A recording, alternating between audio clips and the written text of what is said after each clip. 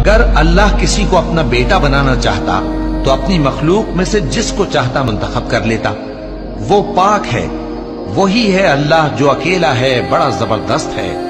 اسی نے آسمانوں اور زمین کو تدبیر کے ساتھ پیدا کیا ہے، اور وہی رات کو دن پر لپیٹتا اور دن کو رات پر لپیٹتا ہے، اور اسی نے سورج اور چاند کو کام میں لگا رکھا ہے، سب ایک وقت مقرر تک چلتے رہیں گے۔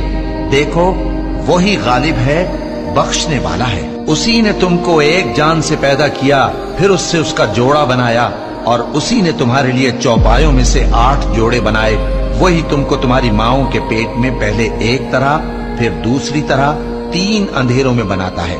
یہی اللہ تمہارا پروردگار ہے، اسی کی بادشاہی ہے، اس کے سوا کوئی معبود نہیں۔ پھر تم کہاں بہہ کے جاتے ہو؟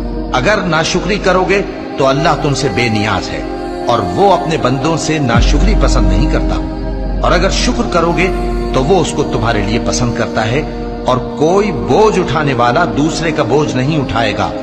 پھر تم کو اپنے پروردگار کی طرف لوٹنا ہے، پھر جو کچھ تم کرتے رہے وہ تم کو بتا دے گا۔